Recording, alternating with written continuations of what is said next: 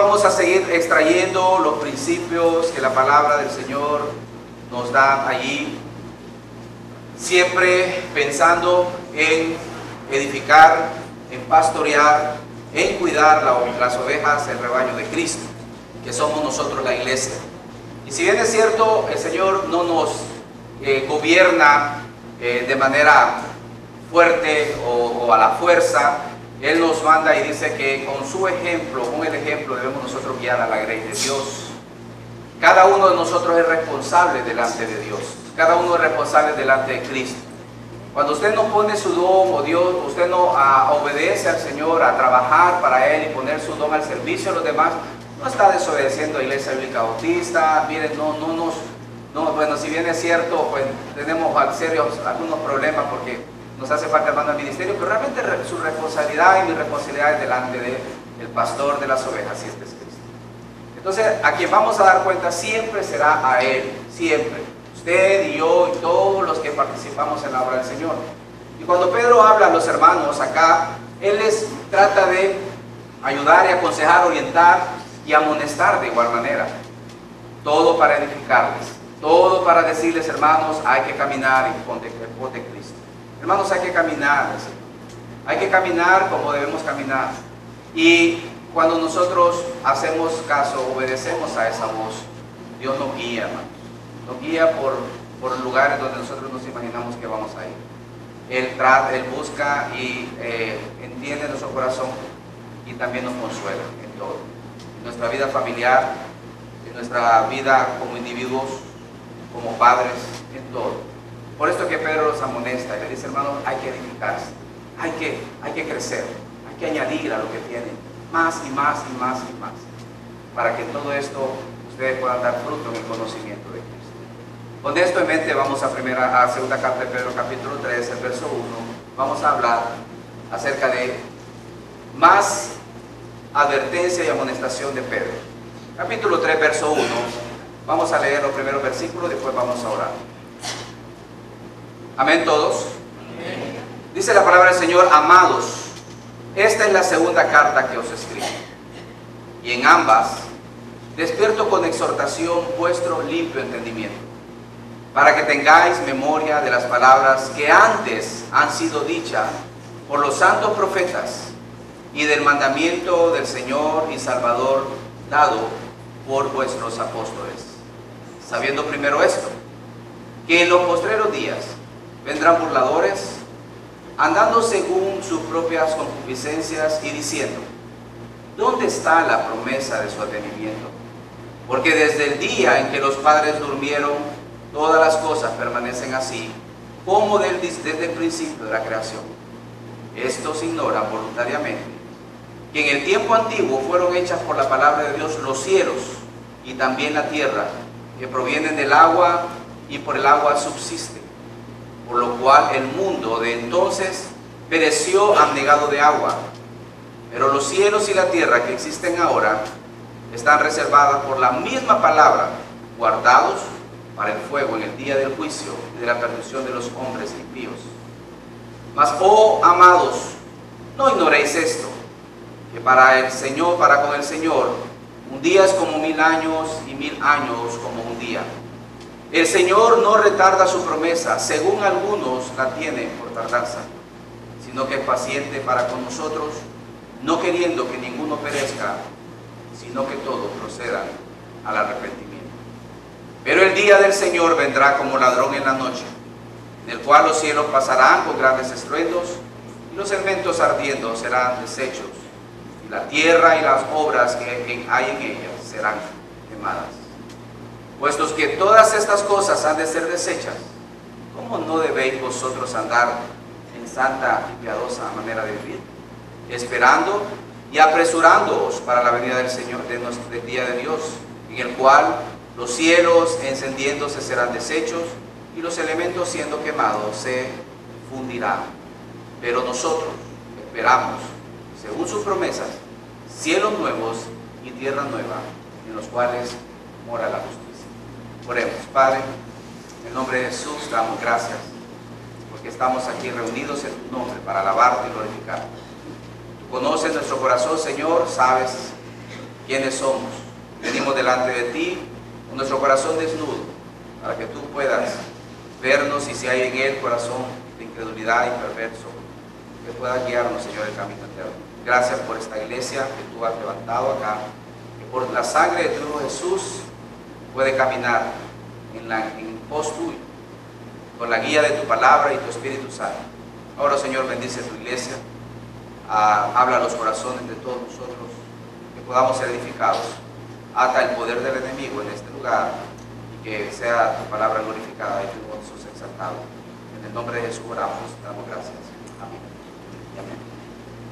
El domingo pasado hablábamos acerca de el error como un peligro para la iglesia. Y Pedro les decía a los hermanos que ellos tenían que tener mucho cuidado, porque así como se levantaron falsos maestros, falsos profetas en la antigüedad, también personas disfrazadas pueden llegar a la iglesia a tropezar en su manera de vivir en Cristo.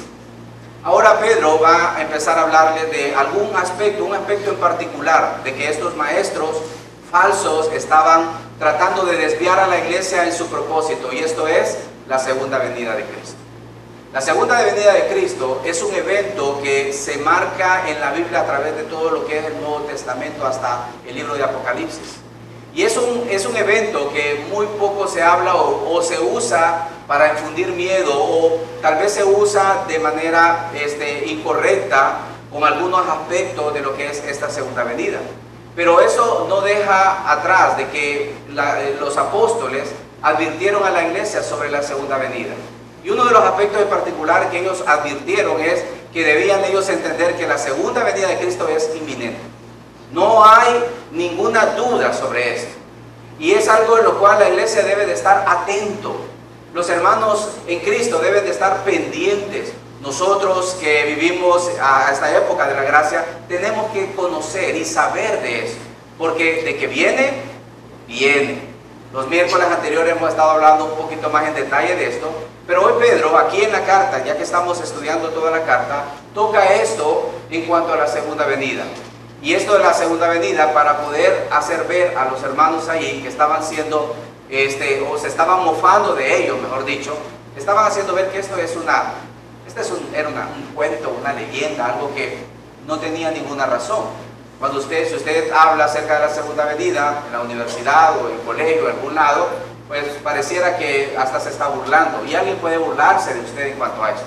Pero el apóstol Pedro empieza a decir a los hermanos en cuanto a esto que está pasando. Y luego les dice, comenzando en sus primeros versículos, amados, es la segunda carta que les escribo, y se las escribo despertando su limpio corazón, su limpia conciencia, hablando de los hermanos que estaban deseosos y querían saber acerca de esto. Y le dice, y lo hago con exhortación, para que tengan memoria de las palabras de nuestro Señor Jesucristo y de los apóstoles que escribieron estas palabras.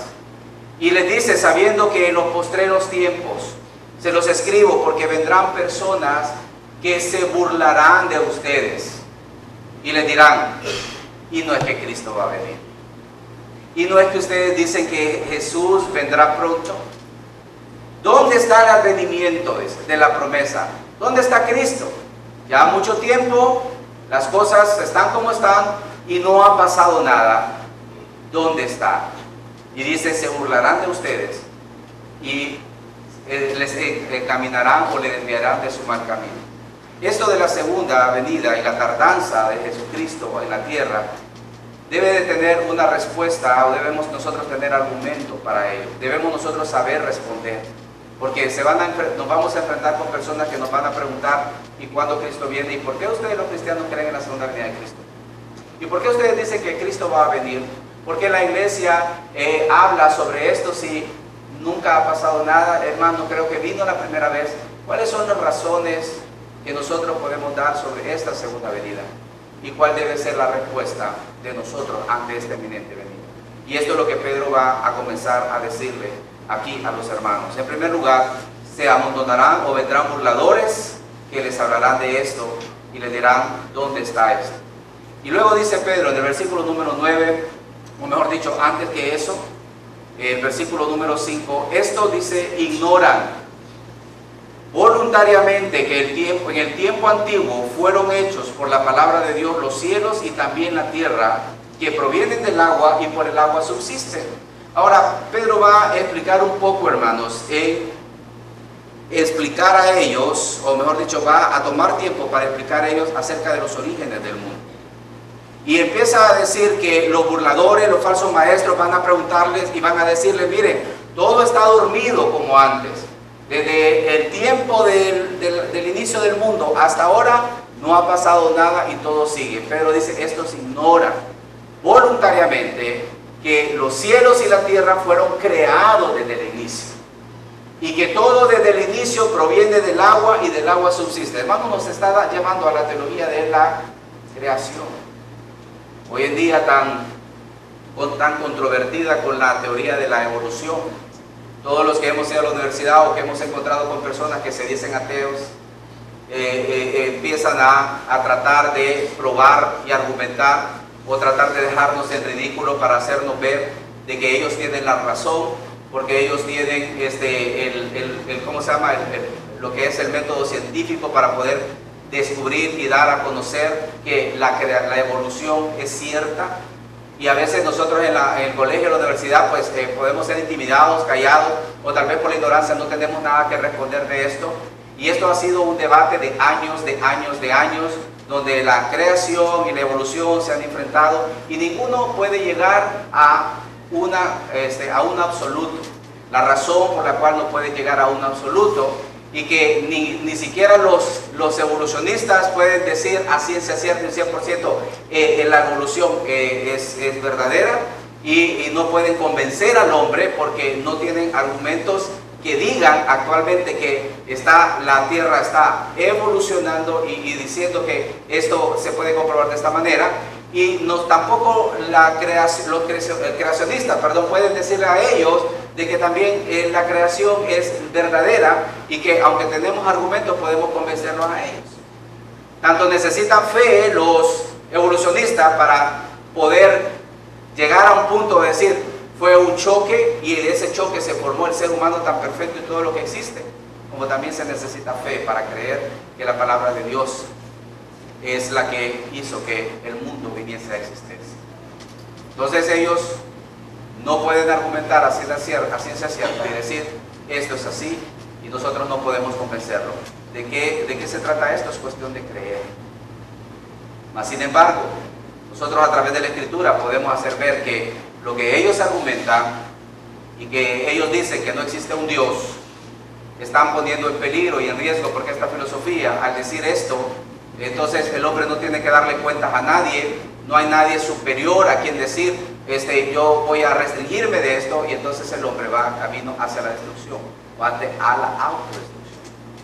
Mientras que la palabra de Dios nos enseña, y el Señor nos habla de amar a Dios con todo nuestro corazón y al prójimo, y nos enseña a cuidar y a llevar al hombre a salvo a un camino eterno y un destino eterno.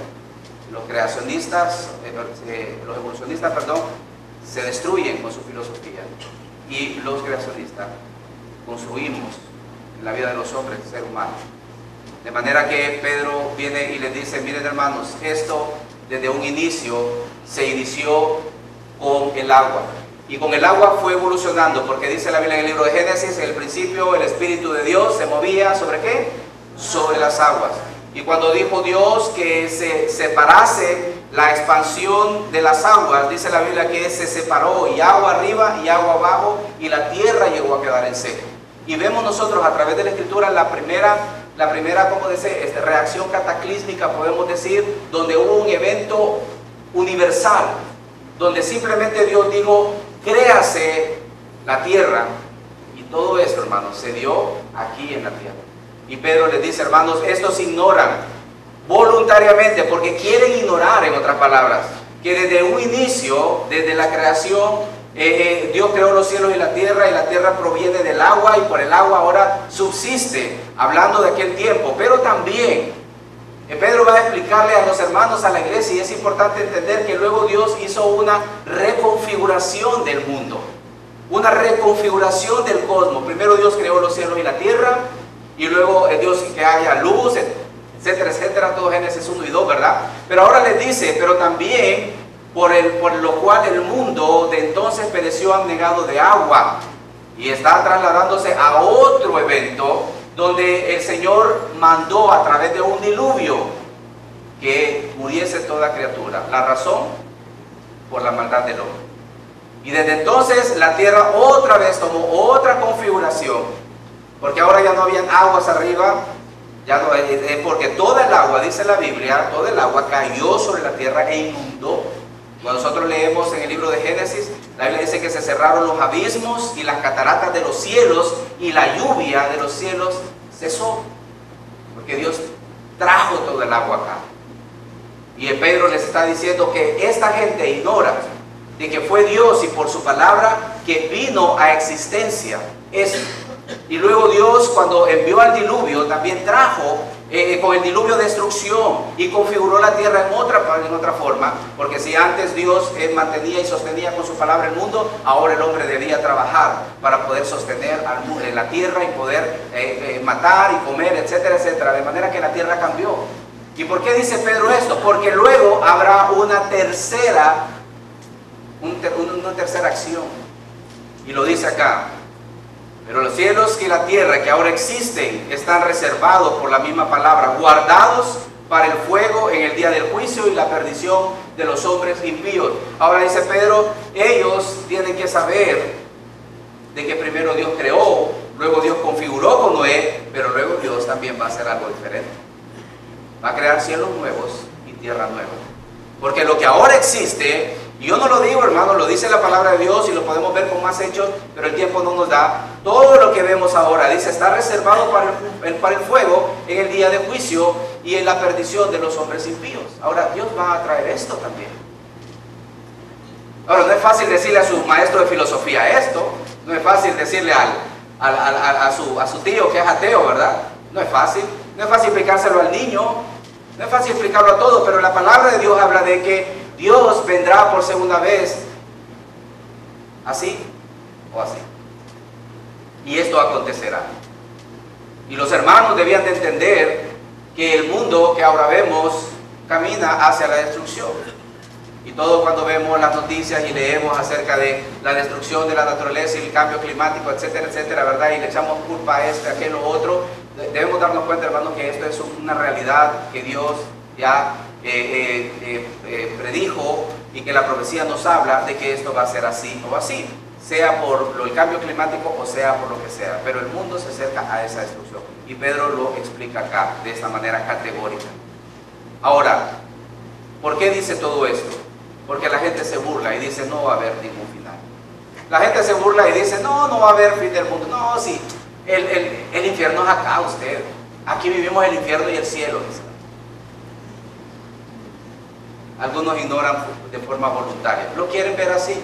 ¿Por qué lo quieren ver así? Porque no quieren dar cuentas a nadie. Porque saben que si ellos aceptan eso, van a tener que dar cuentas a Dios y venir donde Dios y decir, Señor, aquí estoy, me doy cuenta de que tú existes, que existe el fin, que tú vas a venir. Pero como no quieren dar cuentas, es más fácil decir, mejor aquí vivo. Es más, ¿verdad? Nos vamos a ir al infierno. Sí, con como vamos panas, nos vamos a ir juntos allá. Y hacen mofa y se burlan y piensan que esto es algo chistoso, pero no lo es. No lo es. ¿Por qué Pedro dice a los hermanos esto? Note usted lo que dice. Mas, oh amados, y esta palabra siempre cala mi corazón. No los está regañando. No le está diciendo, ustedes, rebeldes. No. Oh amados, oh queridos, hermanos, amados, de amor fraternal, no ignoren esto. Yo voy a darle 4 razones por las cuales nosotros debemos argumentar acerca de la venida de Cristo. Y nosotros no debemos ignorar estas cosas. No debemos ignorar. Ustedes, dice Pedro, no deben ignorar. En primer lugar, y la primera razón es la razón acerca del tiempo. Ustedes no deben ignorar que para el Señor un día es como 1000 años y 1000 años es como un día. Note usted. Está diciendo Pedro, ustedes no deben ignorar que el tiempo o los tiempos del Señor no son los mismos tiempos de nosotros. O que la medida en que nosotros valga la redundancia, medimos el tiempo, no es la forma como Dios lo mide. ¿Qué es el tiempo? ¿Por qué medimos el tiempo? ¿Cómo se mide el tiempo? ¿Cómo sé yo que tengo 43 años? Porque me lo dijeron y lo dice la partida, ¿verdad? Y la cédula, hermano. Sí. Pero ¿cómo se mide el tiempo? El Señor lo dejó bien claro, ¿no? Aparte de que tenemos un calendario que los romanos nos heredaron, ¿verdad? Y tenemos otro calendario más allá. Pero sabemos que Dios dijo, crearé la lumbrera mayor para... No somos los mismos, ¿verdad? Ahora, hermanos, algo bien sorprendente y algo bien importante, y es esto. Ustedes saben que las personas que viajan al espacio y que salen de la Tierra no experimentan lo que nosotros experimentamos entre lo que es la noche y el día. ¿Ha visto usted en las películas? Porque nadie, yo no le voy a decir, ¿ha ido usted al espacio? Porque nadie, ¿no? Pero ¿ha visto usted en las películas? Cuando las personas están, y los espaciales, los transportadores, ¿cómo se ve? Todo está oscuro. Pero ahí está el sol y ahí está la luna. Y entonces ellos, ¿cómo miden el tiempo? ¿Cómo saben que ha pasado un día, 2 días, 3 días, 4 días? ¿Cómo lo saben? ¿Sabían ustedes que hay estudios y las personas han tratado de buscar una solución para que las personas que están ahí arriba, en el espacio, puedan medir su tiempo y así puedan descansar y puedan tener su tiempo o puedan estar midiendo ese tiempo y así saber qué tiempo ha transcurrido? Porque allá arriba no existe el tiempo, no están supeditados al tiempo, y el tiempo que miden es en base al tiempo que nosotros medimos aquí en la tierra. Ahora, mi pregunta y lo que quiero llevar con ustedes es, ¿y Dios? ¿Cómo se mide el tiempo? ¿Cómo lo mide Él? ¿Acaso hay noche y día para el Señor? ¿Duerme en la noche, despierta en el día? ¿Cómo Él mide su tiempo? La Biblia habla de Él como largura de día, ¿verdad? ¿Sí? Así se refiere a Dios. Anciano de día se le llama. Anciano de día, perdón. Sí. Anciano de día. Ahora, note lo que el Señor está diciendo acá, o que Pedro está diciendo. Miren, hermanos, ustedes deben de entender que el tiempo en el cual ustedes miden no es el mismo tiempo del Señor. Y cuando nosotros entendemos que nuestra percepción del tiempo en relación a la percepción del tiempo de Dios, vamos nosotros a tener paciencia. Porque el tiempo que para nosotros ha transcurrido no es el mismo tiempo para el Señor. Para nosotros se nos ha hecho una eternidad. ¿Cuántas generaciones han pasado desde que vino Cristo? ¿Y cuánto pasará hasta que Él venga? Probablemente no estemos, hermano. Pero para Dios no ha pasado mucho. Y esto me da fe, me da esperanza. Porque Dios conoce el tiempo, sabe mi tiempo. Y en su momento vino y me rescató en el tiempo perfecto. Y cuando yo más necesitaba, y cuando yo no tenía una salida, el Señor trajo salvación a su tiempo. Y vino a este mundo a salvar este mundo a su tiempo.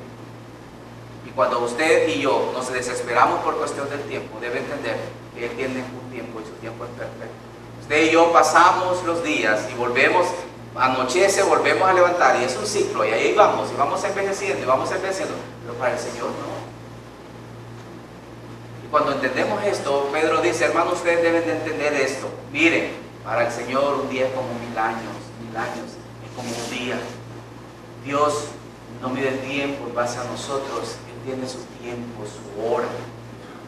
Y cuando esto nos dice a nosotros que nos enseña a confiar aún más en Él. Señor, ¿hasta cuándo? Decimos. Señor, si a días te estoy orando y diciendo, Señor, ¿hasta cuándo? Recuerda que Él tiene el tiempo, y el tiempo de Él es perfecto. Y Él tiene el control de esto. Leía un artículo espacial de una persona que describía esto del tiempo del espacio y hacía ver que realmente tenía que haber algo superior para hacer que el tiempo solamente estuviera midiéndose en la Tierra, con el Sol y la Luna, porque allá afuera no había forma de medirlo. Y eso, hermanos, sabemos que es alguien todopoderoso que es capaz de hacer esto, pero también es capaz de hacer en nosotros lo que Él quiere hacer en su debido tiempo. Y cuando la gente se burla acerca de la venida de Cristo, ¿y cuándo venir, verdad? Nos vamos a morir y mira, no me pasa nada, no importa. Yo no pienso en el tiempo de Él, no pienso en mi tiempo, pienso en el tiempo perfecto de Dios. Y esa es la primera razón. pongamos nosotros a decir o a razonarnos con él, ¿cuál es tu tiempo? ¿Cuál es el tiempo para Dios? ¿Cuántos años tiene Dios? Preguntaba un niño. ¿Y Dios cuántos años tiene? No podemos medirlo con nuestra regla de medir a Dios, porque el tiempo que Dios creó solo era para nosotros, no es para Él. Y eso es la segunda cosa que quiero enseñar, la segunda razón. Y la razón sobre la tardanza. El Señor no tarda su promesa, según algunos la tienen por tardanza. Yo quiero preguntar, ¿podemos decirle al Señor, Señor, llegaste tarde? ¿Llegaste tarde en responder una pregunta? Señor, muy tarde me dijiste, porque mira, yo me imagino un poco el Señor responder, ¿tarde para quién? ¿Tarde según el reloj de quién? No, pues que tarde según mi reloj, pero no el reloj de Él. El Señor tiene el control de este tiempo. Y algo que debían de saber los hermanos, les dice, miren, el Señor no retarda su promesa. Según algunos, la tienen por tardanza. Su venida no es de acuerdo a lo que nosotros pensamos, o lo que dijo Nostradamus, o lo que dicen los otros falsos profetas y maestros que se han levantado. No es según ellos, ni según lo que creemos nosotros. Nosotros medimos el tiempo, y hay algunos hermanos me dicen, mire hermano, ahorita que hay guerra aquí, guerra allá, y que Corea del Norte y todo lo demás. Hermano, ¿será que esto es el tiempo del fin? Lo sé, ni le voy a responder. Lo único que sí sé es que Dios no retarda su promesa. Dios no llega tarde. El tiempo que nosotros podamos saber si es tarde o no, no es según Dios, porque no tengo la capacidad de medir el tiempo de Dios. No tengo. Dios sí puede medir mi tiempo, pero yo no tengo esa capacidad para medir el tiempo de Dios. Por tanto, no podemos decir al Señor, Señor, ya es tarde. Usted le puede decir al esposo, ya es tarde, o a la esposa, apúrate, nos vamos para la iglesia, ya es tarde, porque estamos supeditados a este mundo y a este tiempo. Pero para Dios no. Y esa es la segunda cosa que debemos creer. El día que nosotros, o argumentar, el día que nosotros podamos comprender el tiempo de Dios, ese día nosotros somos dioses. Ese día nosotros comprendemos a Dios porque somos igual que Él, pero no podemos ser igual. Por tanto, no podemos medir. La tercera razón, la razón sobre su paciencia. Note lo que dice, según algunos la tienen por tardanza, sino que es paciente para con todos, no queriendo que ninguno perezca, sino que todos procedan al arrepentimiento. ¿Cuál es la razón por la cual, más fuerte por la cual Dios no ha venido? Y es su paciencia salvífica, o su paciencia salvadora. Dios está siendo paciente para con el mundo y la humanidad. Él está esperando que la mayor parte del mundo se convierta. Ahora, miren que esta palabra paciencia es interesante porque significa dominio propio frente a la provocación. Es como cuando una persona está provocando a otra y la otra persona no hace nada. Y la sigue provocando y provocando a pleito, ¿verdad? Para que la otra persona reaccione y la otra persona no hace nada. Y uno dice, o le tiene miedo o es paciente. A veces el esposo tiene que estar escuchando a la esposa. Y estar escuchando y escuchando y escuchando. Y él no dice nada, no dice nada. Pero también la esposa, ¿no? Tiene que tener mucha paciencia y le sigue dejando cosas en el camino y tirándolo y haciéndole relajo y todo lo demás. Y ella solo esperar. Esa provocación a un enojo o una reacción es lo que significa la palabra paciencia. Y dice acá, el Señor es paciente para con todos. Y el Señor está aún con toda la provocación del mundo y lo que el mundo dice, ¿qué Dios y qué nada? Si Dios existe, pues entonces que me haga rico. Y hay gente que provoca, no, que Dios que nada, si Dios existe, pues entonces que salve a todos los niños pobres, huérfanos. Y si Dios existe, ¿por qué tanto malo? Y etcétera. Y todo esto es provocación delante de Dios. Y Dios es paciente. Dios es paciente. Usted y yo diríamos, como dijeron los apóstoles, Señor, quiere que oremos para que llueva fuego del cielo. No. Nosotros no tenemos la paciencia de Él. Nosotros nos exasperamos y somos provocados cuando una persona está yendo contra nosotros constantemente y reaccionamos y nos violentamos muchas veces y decimos palabras hirientes, pero Dios, dice la Biblia, es paciente. Y esto, hermanos, me da gozo a mí, porque significa que Dios es paciente conmigo también. Dios es paciente con usted. Dios me soporta mi maldad, soporta mi pecado. Y vengo yo delante de Dios diciendo, Señor, perdona. Dios dice, está bien, te perdono. Y vuelvo al rato y le digo, Señor, perdóname. Dios dice, está bien, yo estoy trabajando y vuelvo más tarde. Hermanos, si no fuese por esa paciencia, no estaríamos, dijo el Salmo, por la misericordia de Jehová no hemos sido consumidos. Y Dios es paciente en esta humanidad, en este mundo, Dios es paciente. Y la razón por la cual Dios retrasa, o mejor dicho, Dios no ha venido, y es algo que podemos nosotros argumentar, es que Dios es paciente para la persona que está a la par, para su vecino, para la gente que está allá afuera, que nosotros decimos son malos. Para ellos Dios es paciente. ¿Por qué? Porque Dios no mira lo que nosotros vemos. Nosotros vemos a la persona y decimos es un sinvergüenza, vemos a una persona y decimos es un ladrón, no debería existir esta persona, etc. Pero Dios ve a un condenado a muerte. Dios mira a un prisionero que está destinado a morir y que después de que eso pase, no más oportunidad.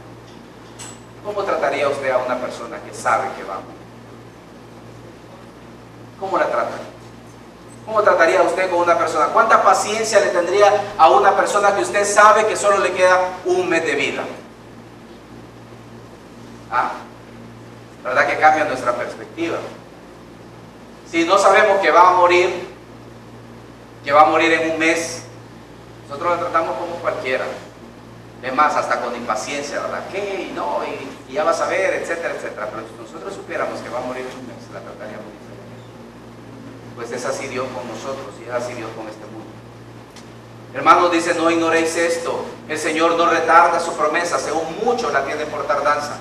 Es paciente para con todos. No quiere que ninguno perezca, sino que todos procedan al arrepentimiento.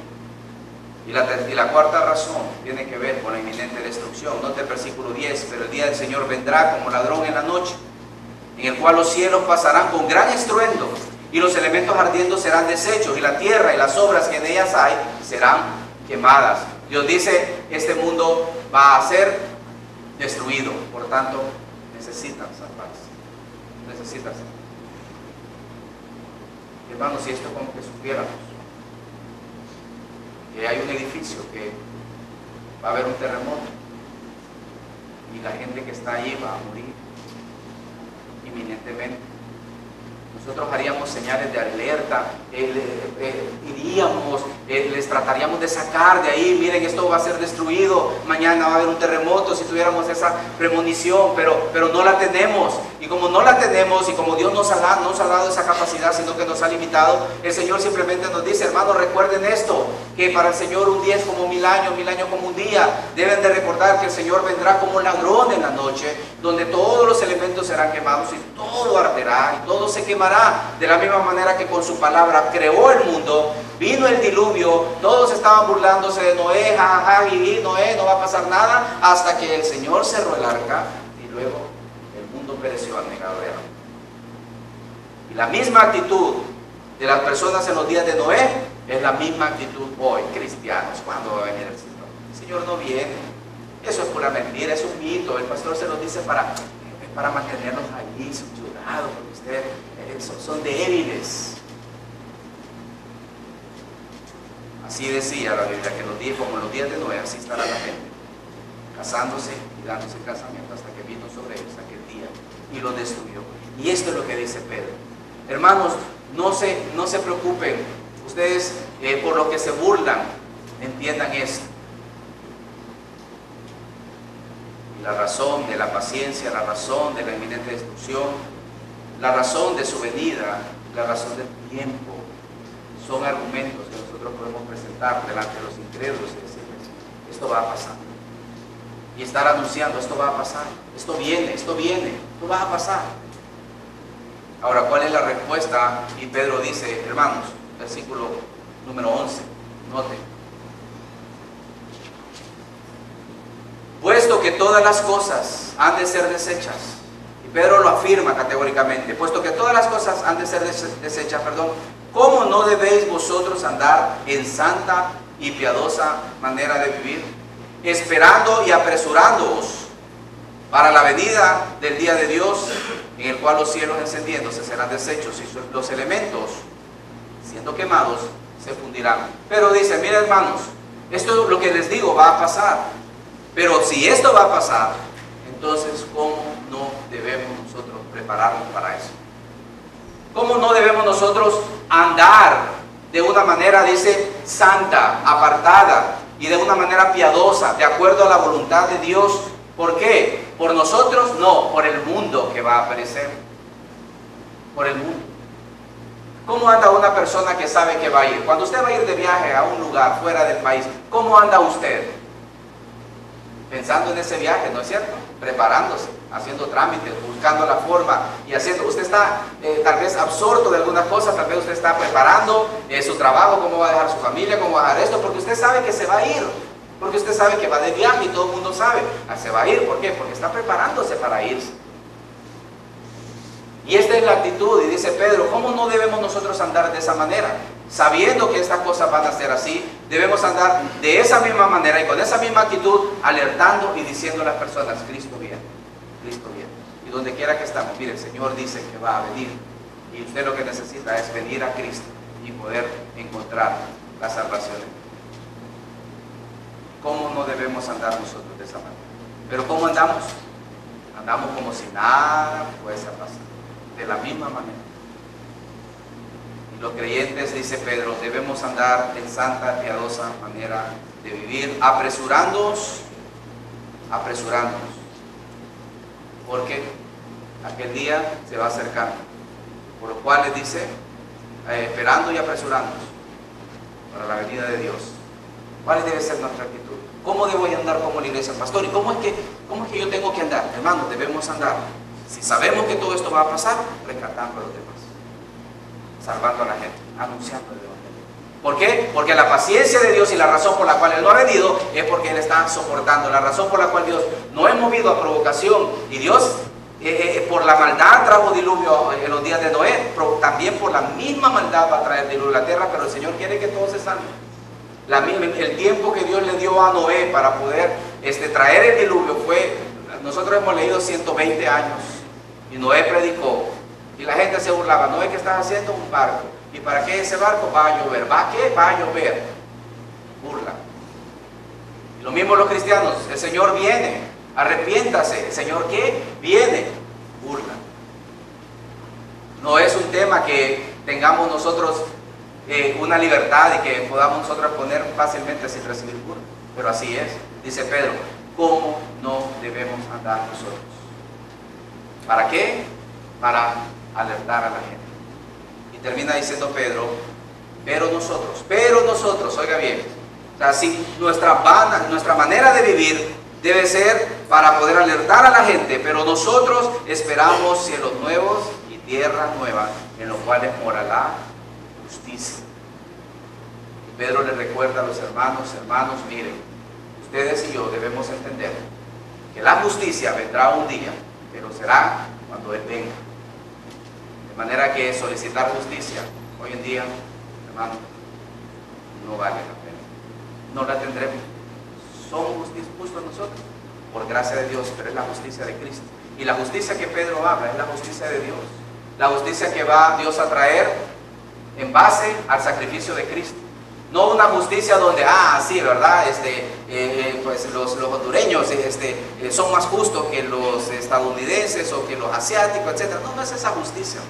Es la justicia sobre el pecado, sobre la maldad y sobre la santidad. Esa es la justicia. Aquellos que no confiaron en Jesús, aquellos que vivieron su vida perdidos como si Dios no hubiese a venir, aquellos que vivieron en sus deleites y sus placeres, versus aquellos que sí anduvieron en una piadosa manera de vivir. Esa es la justicia que Dios va a aplicar.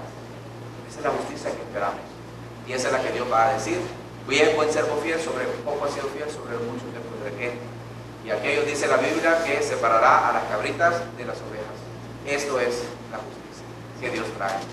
Puesto que esto va a suceder, debemos andar nosotros en piadosa, santa manera de vivir, alertando a la gente, alertando. Las personas no entienden esto. Probablemente usted está aquí y usted no entienda esto. Y usted diga, no, si esto los cristianos lo vengo oyendo desde hace días.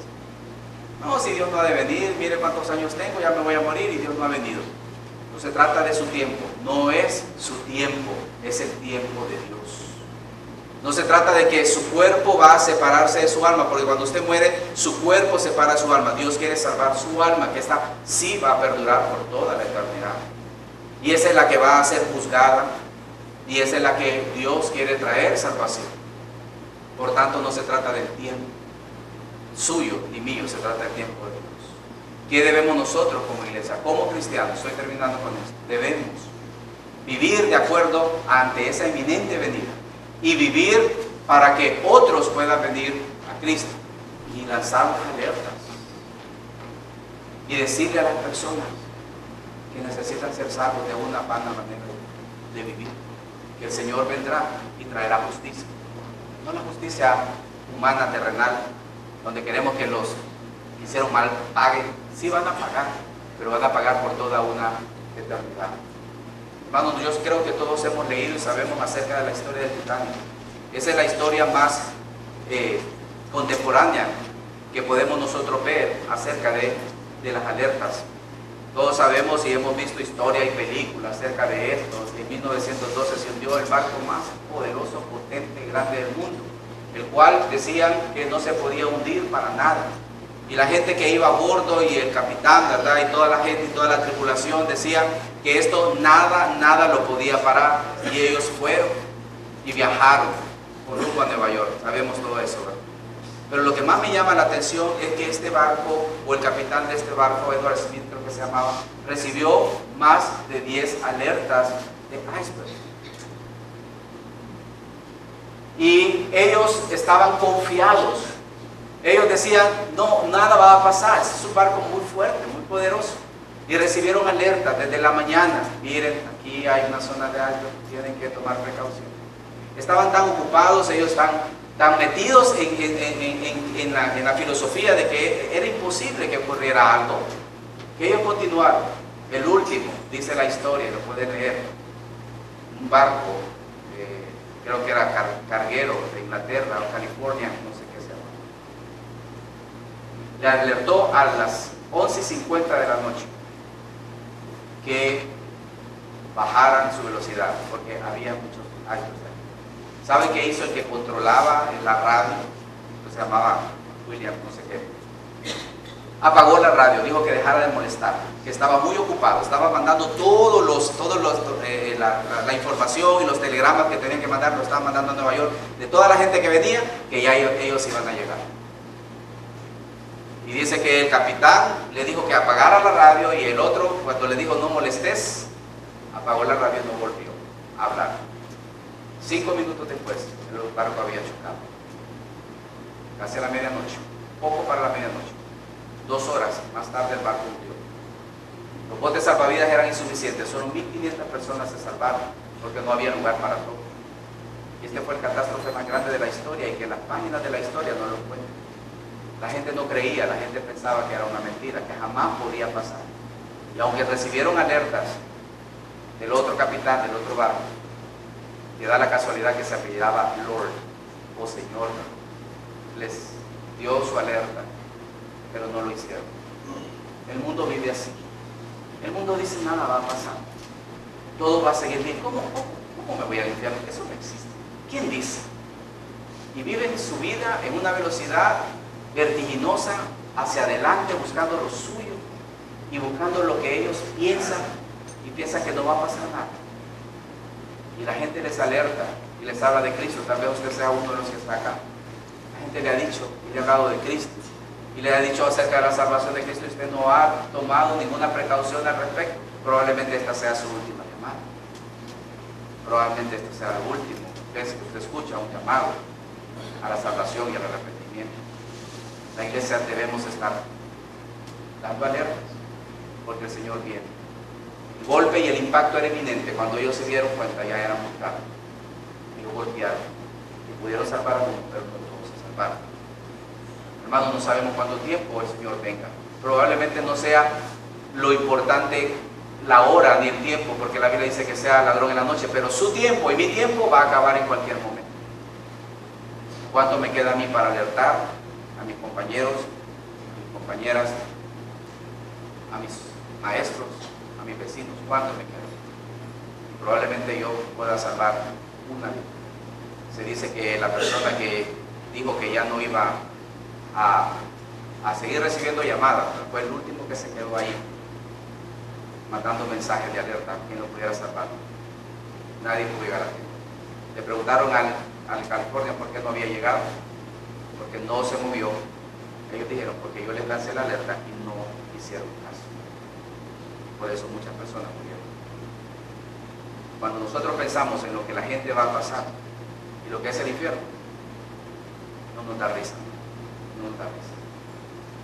Esto nos debe mover más bien a querer hablarles de Cristo y tener más paciencia para con ellos. Su jefe, su maestro, su amigo, probablemente no quiera nada con Cristo, pero mírenlo como un condenado a muerte si no tiene Jesús en su vida. Vamos a orar. Padre amado, damos gracias, porque eres bueno con nosotros. Señor, para siempre es tu misericordia. Te damos gracias por tu palabra. Oh Señor, te glorificamos por habernos rescatado de una vana manera de vivir, por habernos buscado, Señor. Nosotros no teníamos nada, no teníamos posibilidades, pero tu Hijo Jesús, nuestro Señor, nos encontró y nos rescató. Por eso podemos contar, por eso podemos testificar de la vida que tenemos en Cristo. No esta vida en este mundo, porque sabemos que es temporal, pero la vida que tenemos en Cristo. Gracias por hablar a nuestro corazón y a nuestras vidas un día y poder movernos, Señor, porque éramos rebeldes, no queríamos. Tú sabes que yo no quería. Pero gracias por tu misericordia, porque me tuviste paciencia hasta que pude abrir, o tú abriste mis ojos y venir a la salvación. Abre los ojos de aquellos que necesitan. Bendice la invitación. Con sus ojos cerrados, su rostro inclinado. Yo quiero preguntarle a ustedes esta mañana, ¿cuántos han venido a Jesús para salvación? ¿Cuántos de ustedes realmente desean y saben que necesitan a Jesús en sus vidas y que nunca han hecho un compromiso y nunca han reconocido su pecado? Este es un llamado. Probablemente sea uno. Probablemente sea uno más, no estoy diciendo eso. Pero usted sabe que necesita venir a Jesús.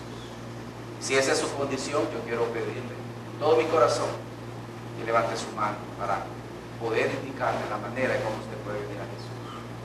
Habrá alguien en este lugar que diga con su mano levantada, mire, no conozco a Cristo. Yo quiero la salvación de Cristo. Yo quiero reconocer a Jesús. No lo conozco. Me han hecho invitación, pero no lo he podido hacer. Algo me ha detenido, pero hoy quiero hacerlo. Alce su mano. Gustosamente vamos a indicar la manera en cómo usted puede venir. Habrá alguien así entre nosotros. No conozco a Jesús. Conozco a Cristo. Me gustaría. No voy a alargar el tiempo, solo una vez más. Usted sabe, no voy a forzarle, no voy a torcer su brazo. Solamente darle la oportunidad de que usted pueda hacerlo. Yo sé que usted lo ha dicho, lo voy a hacer en mi casa, lo voy a hacer yo solito, pero no ha tenido el valor ni la fuerza. Entonces le estoy ayudando para que lo pueda hacer hoy. Una vez más, conoce a Jesús, quiere entregar su vida a Él, arrepentirse de sus pecados y comenzar a vivir de una manera diferente en su vida. Alguien. Gloria a Dios. Puede bajar su mano. Habrá alguien más que pueda decir, mire, ya no aguanto, yo quiero tener paz en mi corazón y venir a Jesús, arrepentirme de mis pecados. Habrá alguien más. Voy a cerrar la invitación. Solamente le voy a dar una invitación más. Alguien más. Uno que lo haga habrá valido la pena. Todos están con sus ojos cerrados, pero usted necesita a Cristo. Alguien más. Nadie. Voy a cambiar la invitación. ¿Cuántos de nosotros estamos conscientes de la inminente venida de Cristo y no hacemos nada por él? Y esta mañana hemos sido confrontados a alertar como iglesia, a poder brillar para que las demás personas no vengan a perdición. Si esa es su condición y usted dice, pastor, mi hermano, yo voy a empezar ya a alertar a la gente. Yo no lo he hecho, he estado tan ocupado, pero esa parte yo no la he hecho, pero quiero hacerlo. Hermano, hagámoslo. No sabemos cuánto tiempo queda a este mundo, pero tampoco sabemos cuánto tiempo me queda a mí. Pero el tiempo que me queda, vamos a seguir alertando. Padre amado, sabemos que no es lo que este mundo pueda dar, sino lo que tú puedas dar. Gracias por esta mañana y por tu palabra, Señor, en nuestros corazones. Gracias por confrontarnos, animarnos y hacernos reflexionar en nuestra vida y lo que necesitamos. Gracias por mis hermanos, gracias por tu iglesia, gracias por esta persona que levantó su mano. Padre, creemos y confiamos en que tú haces la obra, nada más, es tu palabra. Bendice lo que falta en el nombre de Jesús.